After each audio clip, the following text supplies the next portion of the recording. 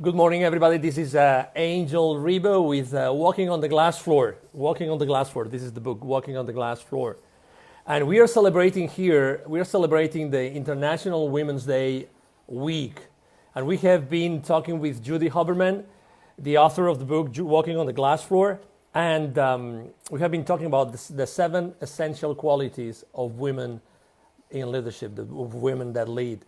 And we talked about passion on Monday, and we talked about authenticity yesterday, and today we're going to talk about courage.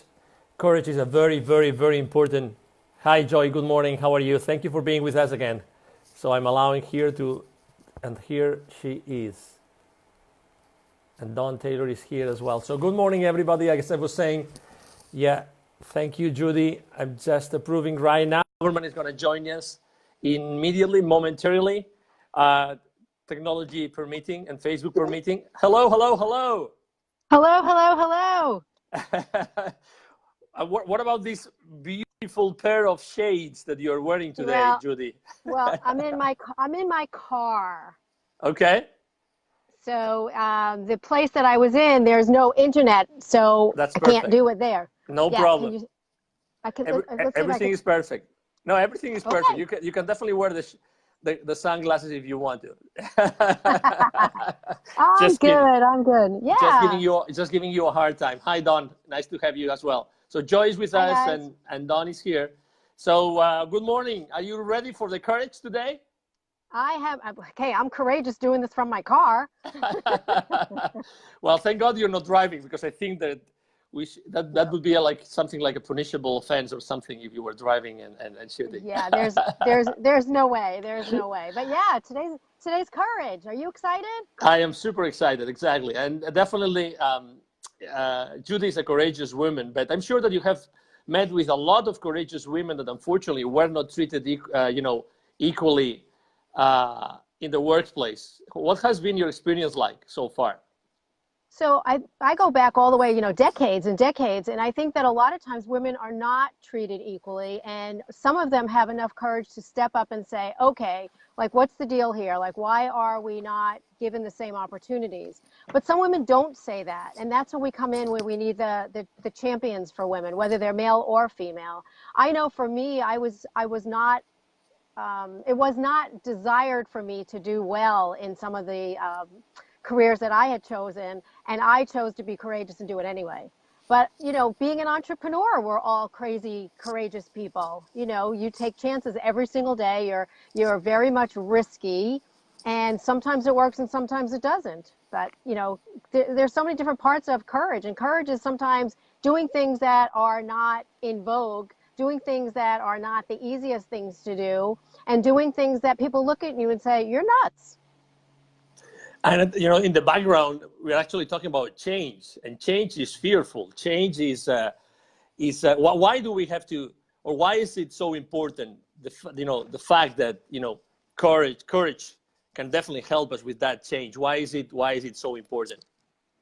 My blog is change is inevitable, growth is optional. You have got to change, and you have to change with the times, because if you don't, you're going to get stuck in the same place that you are right now. And a lot of things are changing in business. Culture is changing, the workforce is changing. The workforce is changing, not only gender, but generation and culture and everything else. If you don't change, if you don't open up the lines for communication, if you don't open up yourselves for, like we said yesterday, diversity of thought, open yourself up for just different things that are happening, disruptors. And I know Don could talk about disruptors, but if you don't do those things, then you're going to be left behind. And change is scary, and change is always generally seen as negative, but change can be totally exciting, because you get to do things that other people don't choose to do because they're afraid to. So sometimes you just have to step way out of your comfort zone and try something new. Yes, and change, entails risk a lot of times, right?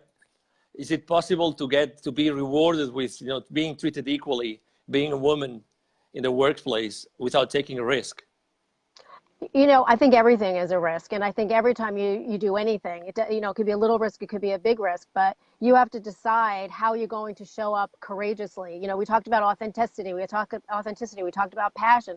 Well, courage, ties both of those up together, because when you step into a leadership role, whether you're a leader of one or a leader of hundreds, you're taking the chances that you're going to make choices that are different, innovative, and that takes a lot of courage to do. And sometimes leaders will say, you know what, I'm just going to keep things status quo. We're successful. We don't need to do anything else. But then you're not being courageous at all. And a lot of times people will say, God, Judy, you're so courageous. I'm thinking, no, sometimes I'm just plain crazy. But I do believe that I am courageous in a lot of things. And I think most of the people that we deal with, Angel, are courageous. Yeah, I think so too. And actually, there's a courageous member of the audience whose name is Don Taylor, and he asked a couple of very good questions. So the first question is, does courage change over your lifetime? What do you think, Judy? Yes, it does, because sometimes, first of all, when you have to be courageous, it means stepping out of your comfort zone. And I always tell everybody, don't worry about stepping out of your comfort zone, because in just a moment or two, you're going to be in a new place that's your new comfort zone. So when you're younger, you have to be courageous for different reasons. When you're older, again, it all changes. So yeah, courage does change over a lifetime, and it continues. You're not just courageous once and done. You're courageous, almost every single day. And do you think that as you grow up and you perceive the risk of making changes to be treated equally? Like, do you perceive that better, or do you perceive like, oh my God, I shouldn't be moving, I shouldn't be saying anything because, I'm so close to retiring. I mean, why would I put my career in risk? And maybe it's a very, it's a kind of a hard question, but, it takes courage. Again, today we're talking about courage. Yeah, and I think that sometimes you decide that, I'm okay where I am. I'm not going to I'm not going to rock the boat at all. But here's an interesting thing. I was at the airport one day, and our flight was delayed as usual. And I was talking to this woman next to me, and she asked what I did. And I said, one of the things I do is executive coaching. And she said, oh, I don't believe in coaches. And I asked her, why don't you believe in coaches? She said, because you have to change too much. And she said, my boss believes in executive coaching, but I don't want to have to do more work. So if I have to do more work, I'm not going to have a coach. Her choice was not to take a leap of faith or not to try something new. She was going to be status quo. Well, that's not being courageous. That sometimes is boring also, because you don't learn anything new. And I think that everybody has to learn something new every single day. And would there be a way so that we can manage risk somehow? Yeah, you can accept risk, you can ignore risk, you can transfer risk, there's all different ways of taking care of risk. Sometimes you have to look around you at your team and see how you can delegate risk, so it's not all on top of you, but you can just ignore it also. You can say, I'm not going to even take it, I'm not even going to try it, and that's just ignoring it. So, courage and risk, it goes hand in hand. You just have to decide how much you're willing to accept, how much you're willing to put yourself out on the limb to try something new. And we all know people that don't want to do that. They're everywhere. People much prefer to do exactly what they're doing. I don't want to do that. Yeah, absolutely. And would it be, what would be your piece of advice, maybe, if we are being very demanding with you today, about how to conquer this fear that might be present when you're trying to change things at the workplace? My question always is, what's the worst that can happen? Okay, the worst that can happen is nothing changes. The worst that can happen is everything stays exactly the same. But I always say, so what's the best that can happen? Maybe you can change somebody's life. Maybe you can make a change in your culture. Maybe you can make a change in the way that you lead. But if you don't do anything, then the worst that can happen is nothing. Nothing happens. It's like having like a big client that you want to call and you don't have enough courage to pick up the phone. What's the worst that's going to happen? They won't pick up the phone, or they'll say no. You're not going to die from it. Okay? So the worst that can happen is usually nothing more than what's going on in your head. That internal chatter that we always talk about. Yeah. Absolutely. Let me say hello to Kim and to Diana. Besides Joy, I already told them hello before. And, we are here talking about the walking on the glass floor. And we're talking to to the executive director, actually, and author of this wonderful book. I know it reads sideways, but it says "Walking on the Glass Floor."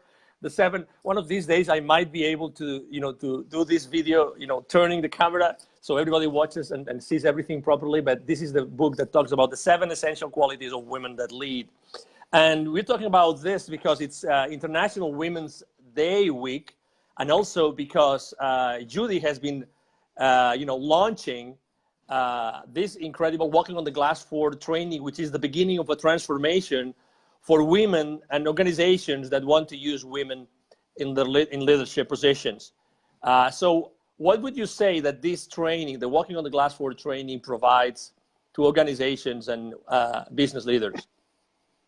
Well, you said the big word is transformation, because that's what happens. But I want to say that it's not only for women in leadership, it's also for men in leadership. Because remember, we have to make that combination work. We have to have a respectful, open communication and trusted environment. So what the training does, it's very self-reflective, and it talks about what's inside you. Where are your leadership qualities, and what do we need to work on, and what are you great at, and let's really put those on steroids. We talk about the differences between men and women and how they communicate, how they lead, but we also talk about why are we still talking about this. We set the stage for companies to understand, why are you here in the first place? Why are we talking about this, and what can we do about it? And we take them through the training, we take them through all the qualities, but then we end up with, like, what are you willing to make a commitment towards? How are you as one person going to help make a change? So whether it's being courageous to make the change, or being innovative, or being proactive, or being reactive, how are we going to start the change in redefining your culture? Obviously, you have already delivered sessions on the Walking on the Glass Floor training. What do you think is the main takeaway that the participants and the organizations have found? Well, what we have found is that the participants are saying that they have learned how to have those difficult conversations. They have learned how to step up and take charge, and of their teams, of their groups. They have learned how to be more effective leaders. The CEOs of the company are saying they can't believe how different, what the transformation is of their people that went through the training. So, it's always great to build a training. It's always great to write a book. But when somebody that has nothing to do with you comes back and says, "Oh my God, I can't believe how this is, what great things it is, how transformational, how amazing things are," then you say, wow, okay, we're in the right space, we're doing the right thing, and let's just keep continuing. Absolutely. Will you change the world, Judy? I think that together we can change the world, one person at a time. My mission has always been to help one woman a day. And it is a very humbling thing when women raise their hand and says, "I want to be your woman." Because generally speaking, women don't want to ask for help anyway. But if you can help one person a day, and that person takes it upon themselves to help one more person and one more person, exponentially, we can change the world. And we have a team of amazing facilitators, you being one of them, Angel, that touch people's lives every day. You not only touch the corporate environment, you touch the entrepreneurial, you touch children. So together, we have a reach of hundreds of thousands of people with all of our, if we put all our efforts together. Why can't we change the world? Absolutely. And there's many questions today. So to Kim's comment, absolutely, it's men and women. If us men didn't step up and didn't show up and didn't really proactively chase to change things at corporate and in the entrepreneurial world, things would never change. And that's the main reason why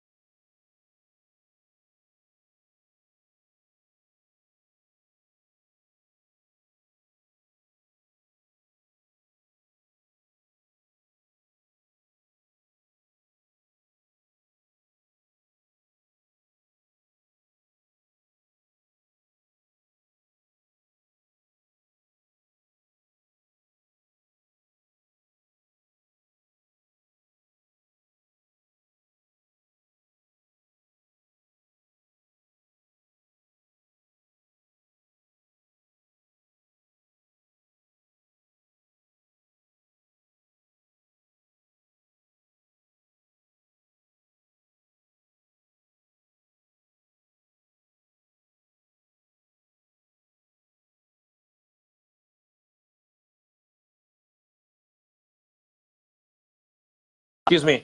For some, yeah, the video was interrupted. My apologies. Thank you. So as I was saying before, my apologies because for some reason the video got interrupted, and I'm sure that Judy will be jumping back to the call, to the video today. As I was saying, if you go to the Walking on the Glass Floor, you will be able to see everybody involved in this initiative, men and women. You will see that we all have had an extraordinarily long, because of the long journey on, in the corporate world, or in the entrepreneurial world, or in the international world, in the gender equality world, in the diversity and inclusion. In my personal case, while Judy joins or rejoins, in my personal case, basically, I've been working extensively internationally in more than 33 countries, working with a lot of CEOs. And I was always, I always had in my mind the fact that, women had to be treated, equally and not, or equally. And also I was always keeping in mind that, the differences, the social and the cultural differences are extremely important in corporations, because corporations and the workplace, we serve customers, and the customers are diverse, and the customers want us to include them in all the conversations. That's why it's so important what we do, and that's why it's so important what we do at the Walking on the Glass Floor. Allow me to see if Judy is able to join again. I don't see her. Maybe she had some issues with technology. We have a few more minutes. If she cannot join in 3 or 4 more minutes, then we'll interrupt. But again, go to, if you want to know more, go to walkingondeglassfloor.com. You will see who all the, let's say, all the faculty members of the initiative are, and you will see our bios in there, and you will see a lot of information. If you really want to know, I'm sure that all of you that are watching this video, you serve women and men, but getting to know exactly what's going on in the women's leadership arena is important for you to know exactly what to say. There she is. Awesome. Okay, approve. Hello, so she's coming back. Awesome. Welcome back. Who knew? I don't exactly know. Whatever. Here we are. We only have a few more minutes. Yep. But I was just telling the audience where they can find you, and I was asking, answering a few of the questions, and I was saying go to walkingondeglassfloor.com, and they will be able to see who the different faculty members of the initiative are, our bios. I was also telling them that really, walkingondeglassfloor.com has become a hub where everybody just wants to know exactly, and we have to thank not only Judy, but also Dawn about that, exactly what's going on in the women and the diversion and inclusion and diversity and inclusion arena today. And because there's a lot of feeds that we really take care of, there's a lot of information. We always share the last, Baker and McKenzie reports, Boston Consulting reports, really everything that is happening in the world of gender equality, diversity, and inclusion is in there. And you can obviously subscribe there. Anything else you would like to add? Well, I was going to say, every single day there's another article, there's another piece of information, and we try to be as relevant as possible. And it's interesting because the morning of a training, all of a sudden, all your articles change because they're all brand new. So we try to be very current. Also, I know you said about the facilitators. Every one of the facilitators is a professional business person, and we all have different verticals. So you'll see that there's financial, there's healthcare, there's IT, there's marketing. There's all different types of people that are involved in this that have these amazing expertise and understand what it's like not to have, diversity and inclusion, being inclusive. So our team is very inclusive by gender, by generation, by culture, by experience. And so that's the important part as well. Excellent. So we're going to be wrapping it up now. Judy, tomorrow is going to be our 4th day. It's going to be about communication. Yeah, I love that. Communication. So if people would like to know more about, Walking on the Glass Floor, I already gave the website, the URL many times, but what else can they do today to contact you, to connect with you, Judy? I would say connect with me on social media, because you will notice that I will put something out every morning before 7 a.m. and Angel says 5 a.m., but it's really 7. But what happens, it's always about something that's important, whether it's gender, whether it's women in leadership, the men that champion them, or something that means something for business. And it's amazing how many people will say, how did you know I was thinking about that? These are important things. I don't do, just fluffy things like see what I'm eating or see what I'm doing. I don't do that. So connect with me on social media, and we go across the board: Facebook, LinkedIn, Twitter, Instagram. So that's it. And Angel, Absolutely. how can we find you? Well, you can find me at angel@angelrebo.com. You can also go, as you probably know, I am the president and co-founder of Wisdom for Kids. And by the way, part of the proceeds of the Walking on the Glass Floor is going to help actually the kids in Latin America that we help at Wisdom for Kids to become entrepreneurs using the local resources. So everything that we do is to support this amazing cause, and obviously we put an a very, very specific effort on women, on girls, because we know how challenging their life is going to be, and we always deal with a lot of single moms that live in those areas, and they take care of everything in the lives of those kids. And Right. I also wanted to say, thank you to the courageous women that joined us today. Thank you to the courageous men that champion women that also joined us today. And just to say, thank you, Judy, for being here again today. And, I guess we're going to see each other again tomorrow.